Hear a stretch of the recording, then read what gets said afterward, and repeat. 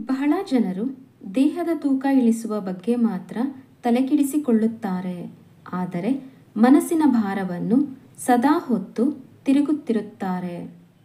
ಆತ್ಮೀಯ ಸ್ನೇಹಿತರೆ, ಈ ದಿನ ದೂರದರ್ಶನದ ಅನುಕೂಲ ಅನಾನುಕೂಲಗಳು ಎಂಬ ಪ್ರಬಂಧ ಲೇಖನದ ಬಗ್ಗೆ ತಿಳಿದುಕೊಳ್ಳೋಣ. ದೂರದರ್ಶನದ ಅನುಕೂಲ ಅನಾನುಕೂಲಗಳು ಪೀಠಿಕೆ. ಇಂದಿನ ವಿಜ್ಞಾನ ಯುಗದಲ್ಲಿ ದೂರದರ್ಶನವು ಅತ್ಯಂತ ಪ್ರಭಾವಿ ಮಾಧ್ಯಮವಾಗಿ ಹೊರಹೊಮ್ಮಿದೆ. ವಿಶ್ವದ ಅತ್ಯಂತ ದುರ್ಗಮ ಪ್ರದೇಶಗಳಲ್ಲಿನ ಘಟನೆಗಳನ್ನು ಸಹ ದೂರದರ್ಶನದ ಸಹಾಯದಿಂದ ನೇರವಾಗಿ ವೀಕ್ಷಿಸಬಹುದಾಗಿದೆ.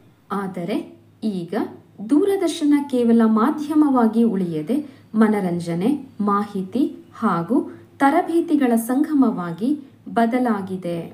ವಿಷಯ ನಿರೂಪಣೆ. ದೂರದರ್ಶನದಲ್ಲಿ ಬರುವ ಕಾರ್ಯಕ್ರಮಗಳಲ್ಲಿ ಹೆಚ್ಚಿನ ಕಾರ್ಯಕ್ರಮಗಳು ಮನರಂಜನಾ ಪ್ರಧಾನವಾಗಿರುತ್ತವೆ.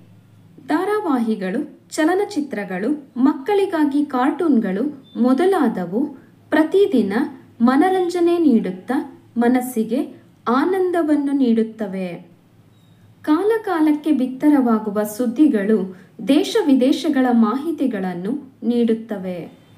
ಕ್ರೀಡಾ ಪ್ರೇಮಿಗಳಿಗೆ ರಸದೂಟವನ್ನು ಉಣಬಡಿಸುತ್ತವೆ. ದೈವ ಭಕ್ತರಿಗೆ ಭಕ್ತಿ ಪ್ರಧಾನವಾದ ಕಾರ್ಯಕ್ರಮಗಳನ್ನು ನೀಡುತ್ತವೆ. ಹೀಗೆ ಹಲವು ಕಾರ್ಯಕ್ರಮಗಳಿಂದ ದೂರದರ್ಶನ ಜನಮನ್ನಣೆಯನ್ನು ಪಡೆದಿದೆ. ಆದರೆ ದೂರದರ್ಶನದ ಸತತ ವೀಕ್ಷಣೆಯಿಂದ ಕಣ್ಣುಗಳಿಗೆ ಹಾನಿಯಾಗುತ್ತದೆ ಎಂಬ ಅಂಶವನ್ನು ಇಲ್ಲಿ ವಿಶೇಷವಾಗಿ ಪರಿಗಣಿಸಬೇಕಾಗುತ್ತದೆ. ಚಿಕ್ಕ ಮಕ್ಕಳು ಕಾರ್ಟೂನ್ನಲ್ಲಿ ಬರುವ ಕಾರ್ಯಕ್ರಮಗಳಿಂದ ಪ್ರಭಾವಿತರಾಗಿ ತಮ್ಮ ಅಮೂಲ್ಯ ಕಾಲವನ್ನು ಹಾಳು ಮಾಡಿಕೊಳ್ಳುತ್ತಾರೆ. ಧಾರಾವಾಹಿಗಳ ವೀಕ್ಷಣೆಯಲ್ಲಿ ಮೈಮರೆತರೆ ಮನೆಗೆಲಸ ಅರ್ಧದಲ್ಲೇ ನಿಲ್ಲುತ್ತದೆ.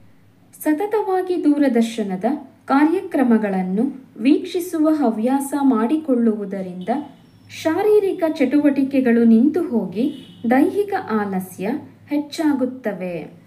ಉಪಸಂಹಾರ. ಹೀಗೆ ದೂರದರ್ಶನದಿಂದ ಅನುಕೂಲಗಳು ಮಾತ್ರವಲ್ಲದೆ ಅನಾನುಕೂಲಗಳೂ ಉಂಟು.